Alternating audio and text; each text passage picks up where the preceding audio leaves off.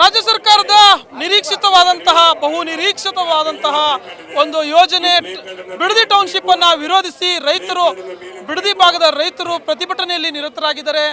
ಈಗ ಏನು 3 ದಿನಗಳ ಕಾಲದ ಒಂದು ಪಾದಯಾತ್ರೆ ಕೂಡ ಆರಂಭವಾಗಿದೆ. ನಿನ್ನೆಯಿಂದ ಈ ಒಂದು ಪಾದಯಾತ್ರೆ ಆರಂಭವಾಗಿದ್ರೆ 2ನೇ ದಿನಕ್ಕೆ ಒಂದು ಪಾದಯಾತ್ರೆ ಕಾಲಿಟ್ಟಿರುವಂಥದ್ದು. ಈ JDS ಹಾಗೂ ರೈತರ ಈ ಒಂದು ಪಾದಯಾತ್ರೆಗೆ ಮೈತ್ರಿ ಪಕ್ಷವಾಗಿರುವಂತಹ ಬಿಜೆಪಿ ಕೂಡ ಸಾಥನ್ನು ನೀಡಿರುವಂಥದ್ದು. ನಮ್ಮ ಜೊತೆ ರಾಮನಗರದ ಜಿಲ್ಲಾಧ್ಯಕ್ಷರಾಗಿರುವಂತಹ ಬಿಜೆಪಿ ಜಿಲ್ಲಾಧ್ಯಕ್ಷರು ಆನಂದ್ ಸ್ವಾಮಿ ಅವರು ಇದ್ದಾರೆ. ಅವರನ್ನ ನೇರವಾಗಿ ಮಾತಾಡಿಸ್ತಾ ಹೋಗ್ತೀನಿ. ಸರ್ ನಮಸ್ತೆ. ಈಗ ಮೊದಲನೇ ಪ್ರಶ್ನೆ, ಈ ರೈತರ ಹೋರಾಟ ಎಲ್ಲವನ್ನು ಹೊರತುಪಡಿಸಿ ನಾವು ನೇರವಾಗಿ ಕೇಳುವಂಥದ್ದು, ಬಿಜೆಪಿ ಎಲ್ಲೋ ಒಂದು ಕಡೆ ಸಾಂಕೇತಿಕವಾಗಿ ಮಾತ್ರ ಏನೋ ಸಾಥ್ ಕೊಡ್ತಾ ಇದೆ, ಏನು ಕಾರ್ಯಕರ್ತರಾಗಿರ್ಬೋದು ಬಿಜೆಪಿಯ ಬಾವುಟಗಳು ಕಾಣಿಸ್ತಾ ಇಲ್ಲ ಅಂತೇಳಿ ಒಂದು ವಿಚಾರ ಬಂದಿತ್ತು. ನಿನ್ನೆ ಅದು ಅಕ್ಷರಶಃ ಒಂದು ಲೆಕ್ಕದಲ್ಲಿ ಸತ್ಯನೂ ಆಗಿದೆ. ಯಾಕಂದ್ರೆ ನಿನ್ನೆ ಸಾಕಷ್ಟು ಜನ ಭಾಗಿಯಾಗೋಕ್ಕಾಗಿಲ್ಲ.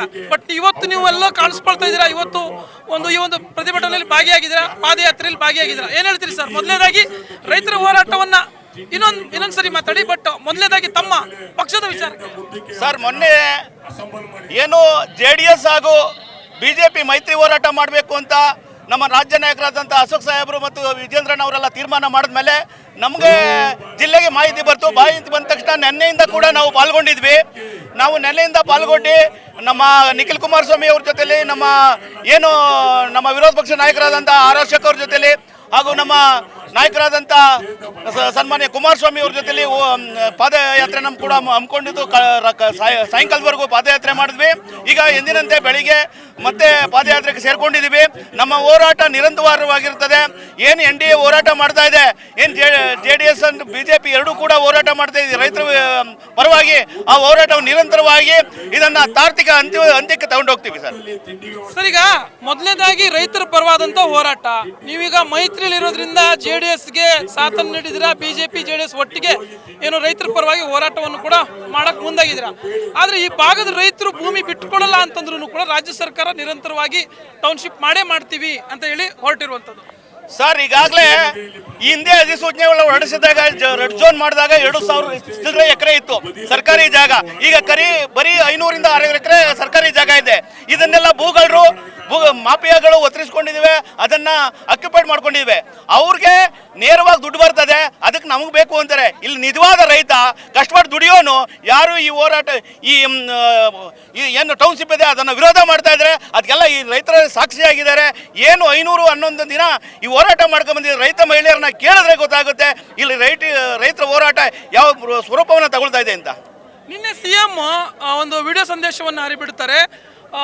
ಏನು ಈ ಭಾಗದಲ್ಲಿ ರೈತರ ಭೂಮಿಯನ್ನು ಪಡ್ಕೊಂಡು 25 ಲಕ್ಷ ರೂಪಾಯಿ ಏನು ನಿಗದಿ ಮಾಡಿದ್ರು ಒಂದು ಎಕರೆಗೆ, ಕುಮಾರಸ್ವಾಮಿ ಅವರ ಅವಧಿಯಲ್ಲಿ ನಿಗದಿ ಮಾಡಿರುವಂತ ಏನು 25 ಲಕ್ಷ, ಇದೀಗ ನಾವು 3 ಕೋಟಿಗೂ ಅಧಿಕ ಮೊತ್ತಕ್ಕೆ ನಾವು ಏರಿಸಿದೀವಿ. ಆ ನಿಟ್ಟಿನಲ್ಲಿ ಯಾರಿಗೆ ಆಸಕ್ತಿ ಇದೆ ಅವರು ಭೂಮಿಯನ್ನು ಬಿಟ್ಟುಕೊಡ್ತಾರೆ. ಒತ್ತಾಯಪೂರ್ವಕವಾಗಿ ನಾವು ಯಾರ ಭೂಮಿಯನ್ನು ಪಡ್ಕೊಳ್ಳಲ್ಲ ಅಂತೇಳಿ ಏನು DK ಶಿವಕುಮಾರ್ ಅವರು ಹೇಳಿದ್ದಾರೆ. ಸರ್, ಕುಮಾರಸ್ವಾಮಿ ಅವರು ರೆಡ್ ಝೋನ್ ಮಾಡಿ ಇದನ್ನ ಅಭಿವೃದ್ಧಿ ಮಾಡಬೇಕು ಅಂತ ಮಾಡಿಸೋದಂತೂ ಏನಾಯ್ತು, ಆಗ ರೈತರು ನಮಗೆ ಭೂಮಿ ಉಳಿಸ್ಕೊಳ್ಬೇಕು ಅಂತ ರೈತರು ಹೇಳಿದ ತಕ್ಷಣ ಕುಮಾರಸ್ವಾಮಿ ಅವರು ಅದನ್ನು ವಾಪಸ್ ತಗೊಂಡು ಇದನ್ನ ರೆಡ್ ಝೋನ್ ಮಾಡೋದಕ್ಕೆ ಇಲ್ಲಿವರೆಗೂ ಈ ಭೂಮಿ ಉಳ್ಕೊಂಡಿದೆ. ಇಲ್ದರೆ ಪಟ್ಟಭದ್ರ ಹಿತಾಸಕ್ತಿಗಳ ಕೈಗೂ ಹೊಸ ಆಗ್ತಿತ್ತು. ಈಗ ಏನು DK ಶಿವಕುಮಾರ್ ಹೇಳ್ತಿದ್ದಾರೆ, ರೈತ ಬೆಳೆದ್ರೆ ಮಾತ್ರ ಅನ್ನ ಸಿಗೋದು, ಯಾವುದೇ ITBT ಇಂದ ಅನ್ನ ಸಿಗಲ್ಲ ಸ್ವಾಮಿ. ರೈತರು ಕಷ್ಟಪಟ್ಟು ದುಡಿದು ಭತ್ತ, ರಾಗಿ, ನವಣೆ ಎಲ್ಲ ಬೆಳೆದ್ರು ಸಾನೆ. ಇಲ್ಲಿ ಯಾವುದು ITBT ಆಗಿರ್ಬೋದು, ನೀವು ತಾನೇ ಅನ್ನ ಉಣ್ಣೋಕೆ ರೈತ ಇದ್ರೆ ಮಾತ್ರ. Correct sir. ಈಗ ರೈತರು ಬಿಡಲ್ಲ ಭೂಮಿನ ಅಂತೇಳಿ ಪಟ್ಟು ಬಿದ್ದಿದ್ದಾರೆ. ಆದ್ರೆ ಇಲ್ಲಿ ಇವ್ರು ಎಲ್ಲೋ ಒಂದು ಕಡೆ ಟೌನ್ಶಿಪ್ ಮಾಡ್ತೀವಿ ಅಂತ ಹೊರಟಿದ್ದಾರೆ. ಆದ್ರೆ ಇಲ್ಲಿ ನೀವು ಹೋರಾಟ ಏನೋ ಮಾಡ್ತಾ ಇದ್ದೀರಲ್ಲ, ಈ ಹೋರಾಟಕ್ಕೆ ಅಂತಿಮವಾಗಿ ಇದರ ಒಂದು ತಾರ್ಕಿಕ ಅಂತ್ಯಕ್ಕೆ ತೆಗೆದುಕೊಂಡು ಹೋಗ್ಬೇಕು. ತಾರ್ಕಿಕವಾಗಿ ಇದಕ್ಕೆ ಒಂದು ಅಂತ್ಯ ಕೂಡ ಸಿಗಬೇಕಾಗಿತ್ತು. ಆ ನಿಟ್ಟಿನಲ್ಲಿ ಹೋರಾಟ ಯಶಸ್ವಿ ಆಗುತ್ತೆ ಅನ್ನುವಂತ ನಂಬಿಕೆ ಇದೆಯಾ? ಈ ದಿನ ಏನ್ ರೈತರ ಹಿತರಕ್ಷಕರು ರೈತರ ಭಾಗ ಪ್ರತಿ ಗಳಿಗೆನೂ ಯೋಚನೆ ಮಾಡುವಂತ ದೇವೇಗೌಡರು ಇವತ್ತು ಹೋರಾಟಕ್ಕೆ ಬರ್ತಿದ್ದಾರೆ. ಈ ಹೋರಾಟ ಯಶಸ್ವಿ ಆಗುತ್ತೆ. ಇಲ್ಲಿ 1 ಇಂಚನ್ನು ಕೂಡ ಈ ಸರ್ಕಾರಕ್ಕೆ ಬಿಟ್ಕೊಡಲ್ಲ, ಟೌನ್ಶಿಪ್ ಮಾಡಕ್ ಬಿಡಲ್ಲ ಸರ್. ಕೆಲ ರೈತರು ಬಿಟ್ಕೊಡ್ಬೇಕು, ನಾವು ಬಿಟ್ಕೊಡ್ತೀವಿ ಅಂತೇಳಿ ಹೊರಟಿದಾರ ಸರ್, ಹಣ ಪಡ್ಕೊಂಡು ಅಂತವ್ರಿಗೆ ಏನ್ ಹೇಳ್ತೀರಿ ಸರ್? ಕೆಲವ್ರು ಮಾತ್ರ ಏನು ಕಾನೂನು ಹೇಳುತ್ತೆ 60% ಜನ ಯಾರು ವಿರೋಧ ಮಾಡ್ತಾರೆ ಅಲ್ಲಿ ಯಾವುದೇ ಯೋಜನೆಗಳನ್ನ ತರುವಂಗಿಲ್ಲ ಅಂತ ಕಾನೂನು ಹೇಳ್ತದೆ. ಹಂಗೆ ನಮಗೆ ಈಗ ರೈತರು 80% ನನಗೆ ಭೂಮಿ ಬೇಕೇ ಬೇಕು ಅಂತ ಹೇಳಿದ್ದಾರೆ. ಆ ಹೋರಾಟ ಯಶಸ್ವಿ ಆಗುತ್ತೆ.